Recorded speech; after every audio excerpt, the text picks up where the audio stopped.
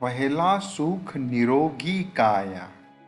निरोगी काया को रखने के लिए सबसे पहले हमको हेल्दी खाना खाना चाहिए, फिजिकली एक्टिव रहना चाहिए, स्लीप एंड रेस्ट को मेंटेन करना पड़ेगा, हाइजीन को मेंटेन करना पड़ेगा, मेंटली वेल बीइंग मतलब मेंटली अच्छा रहना पड़ेगा, and regular body checkup is the most important thing. सबसे पहली बात करें हेल्दी ईटिंग। जितना हम हेल्दी खाना खाएंगे मतलब fresh vegetables and fruits, grains मतलब हो गए मग, चना, दाल, वो सब, और नट्स जितना ज़्यादा अमाउंट में खाएंगे उतनी हमारी बॉडी हेल्दी रहेगी।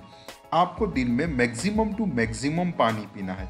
जितना ज़्यादा पानी पिएंगे उतने हमारे बॉडी के सेल हाइड्रेटेड रहेंगे, और जितने हाइड्रेटेड रहेंगे उतनी हमारी बॉडी हेल्दी रहेगी। इसके साथ में आपको minimum to minimum processed food खाना है, जैसे कि pizza, burger, french fry, oily foods आपको मिनिमम खाना है। जितना कम ऐसे फूड खाएंगे उतनी हमारी बॉडी हेल्दी रहेगी। इसीलिए कहा गया है कदम कदम बढ़ाए जा, जंक फूड को भगाए जा। दूसरी बात, फिजिकल एक्टिविटी। दिन में मिनिमम 30 मिनट हमको फिजिकल एक्टिविटी करनी है। ये फिजिकल एक्टिविटी ऐसी है जिसमें से पसीना निकलना चाहिए। उसमें आप स्पोर्ट्स खेल सकते हो, साइकिलिंग कर सकते हो, स्विमिंग कर सकते हो, आपको एक्सरसाइज कर सकते हो। छोटे बच्चे ऐसे कुछ खेल कूद सकते हैं। Minimum 30 minute per day. Corporate world की बात करें तो ऐसे केस में हमने बहुत बार देखा होगा, कोई कोई 2-2, 3-3 घंटे एक ही सिटिंग पे बैठे हुए वो काम कर रहे हैं। मतलब क्या हुआ कि एक ही सिटिंग में आपको 3-4 घंटे बैठना नहीं है, बीच बीच में 1 घंटे के बाद या 2 घंटे के बाद आपको थोड़ा मूवमेंट करना है, आपकी बॉडी को थोड़ा स्ट्रेच करना है, क्योंकि वो मसल्स वहाँ पे स्टिकी हो चुके हैं। ब्लड सर्कुलेशन को भी थोड़ा अच्छे मोड में करना है, इसीलिए physical activity must be required. Sleep and rest, इसलिए बोला गया sleep is the best meditation. हम कोई भी बार आप देखो हम बहुत थक जाते हैं, तभी सोते हैं तो फिर से फ्रेश हो जाते हैं।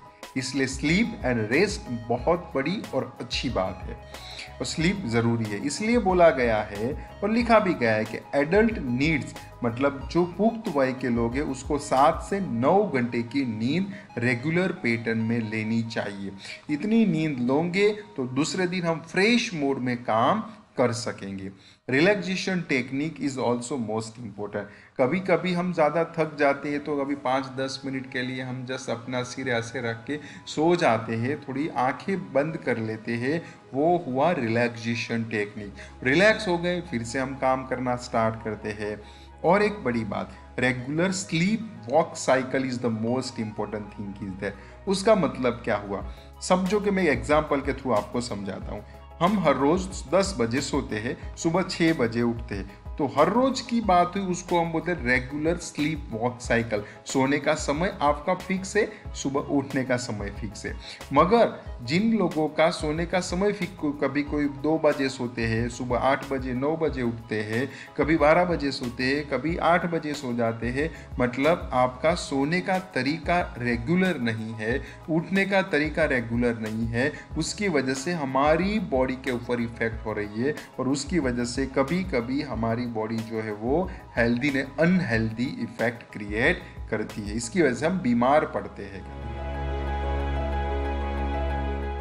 Personal hygiene, personal hygiene is the most important thing is there. आपको ओरल हाइजीन मतलब जैसा बोला गया है, दिन में 2 बार ब्रश करना, अच्छे से नहाना, हेयर को क्लीन करना, हेयर को वॉश करना, food hygiene and hand hygiene मतलब हम बाहर जाके घर में आए हैं तभी पाँव और हाथ को धोना चाहिए। टॉयलेट हाइजीन जो है, टॉयलेट जाने के बाद फ्लश अच्छे से करना या पानी अच्छे से डालना चाहिए। कफिंग एंड स्नीजिंग, ऐसे वक्त में हमारा हैंडकरचीफ या नेपकिन हमारे पास होना चाहिए। एंड होम हाइजीन मतलब घर में कोई भी चीज़ इधर उधर पड़ी रहनी नहीं चाहिए, ये भी डायरेक्टली और इनडायरेक्टली हमारी हेल्थ के ऊपर इफेक्ट कर रही है। इसलिए हेल्थ को मेंटेन करना बहुत ही ज़रूरी है बाय यूजिंग और by handling the personal hygiene. इसलिए कहा गया है हाथ धोए साबुन से तो रोग मिटेंगे जीवन से। ये हमारी पर्सनल हाइजीन का एक छोटा सा एग्जाम्पल। अवॉइड हार्मफुल सब्सटेंस जैसे कि अल्कोहल ड्रिंक करना, सिगरेट स्मोकिंग करना, मॉर्फिन या कोडेन का यूज़ करना या और कोई भी नार्कोटिक कैटेगरी का ड्रग यूज़ करना। आप जितना ज़्यादा इनका यूज़ कर रहे हो वो आपकी बॉडी के ऊपर ज़्यादा इफेक्ट कर रहा है, आपकी बॉडी को अनहेल्दी बना रहा है। इसलिए हो सके तो इससे दूर रहना ही समझदारी है।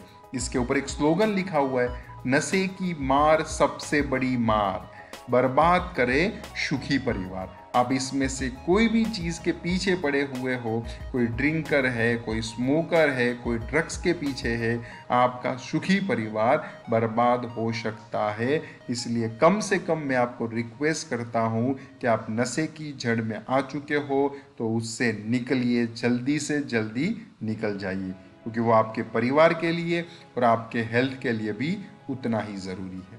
स्ट्रेस मैनेजमेंट, आजकल देखा जाता है कि स्ट्रेस जो है वो दिन प्रतिदिन बढ़ता जा रहा है। छोटे बच्चे से लेकर बुजुर्ग तक स्ट्रेस जो है वो इंक्रीज ही होता जा रहा है। उसको मेंटेन करना बहुत ही ज़रूरी है, उसको कम करना बहुत ही ज़रूरी है। ऐसे केस में हम योगा, प्राणायाम, मेडिटेशन कर सकते हैं तो स्ट्रेस को थोड़ा रिलीव मिलेगा हमको।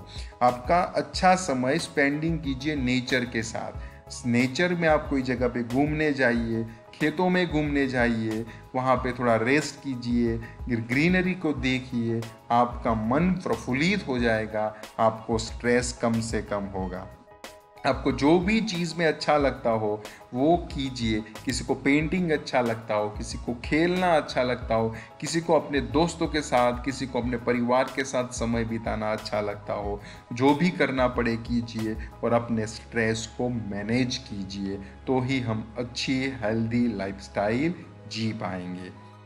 जो भी स्ट्रेस में ज़्यादा है उनको शीक सपोर्ट की ज़रूरत है, मतलब कि उसको परिवार की ज़रूरत है। परिवार उनको सपोर्ट करे तो स्ट्रेस से बाहर निकलेगा। नहीं तो कोई जगह पे काउंसलिंग करवाइए, डॉक्टर से काउंसलिंग या काउंसलर जो रहते हैं स्ट्रेस मैनेजमेंट के, तो उसमें जितना जल्दी उसमें से बाहर निकलेगा उतना उनकी हेल्थ के लिए अच्छा होगा।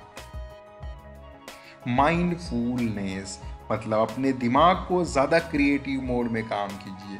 दिमाग जितना अनयूजफुल रहेगा उतना दिमाग जो है वो अनवांटेड थिंग के बारे में सोचेगा। मतलब दिमाग को क्रिएटिव काम में ऐड कीजिए, ऑटोमेटिक हमारी हेल्थ जो है वो अच्छी रहेगी, अच्छी हो जाएगी।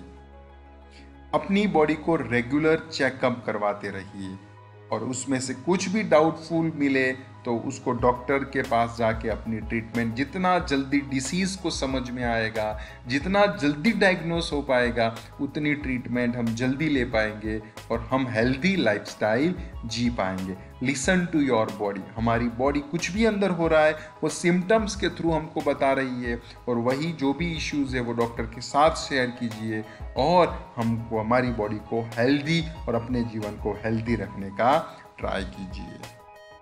Immunisation, vaccine is the also most important thing is that अपने बच्चों को या हम खुद को वैक्सीन रेगुलर पैटर्न में लेनी चाहिए। जो वैक्सीन आ रही है वो वैक्सीन को लीजिए और हमारी बॉडी, अपनी खुद की बॉडी को इम्यूनाइज कीजिए, इम्यूनिटी को बढ़ाइए। जितनी इम्यूनिटी बढ़ेगी उतने हम हेल्दी रह पाएंगे। आप पैसे से महंगी दवा तो खरीद सकते हैं लेकिन एक अच्छी सेहत कभी नहीं खरीद सकते। इसीलिए राकेश झुनझुनवाला जी, जो शेयर मार्केट के किंग कहलाते थे, उन्होंने कहा है कि मेरा एक बेड इन्वेस्टमेंट हो गया जो मैं हेल्थ के अंदर में इन्वेस्ट नहीं कर पाया, क्योंकि पैसे से अच्छी सेहत कभी नहीं खरीदी जा सकती।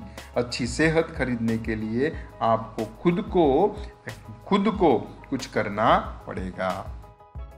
इसलिए कहा गया है, स्वास्थ्य है जीवन का सार, इससे बिना है सब बेकार। आपके पास कितना भी कुछ क्यों न हो, आपका शरीर, आपका स्वास्थ्य अच्छा न हो तो सब कुछ बेकार है आपके लिए।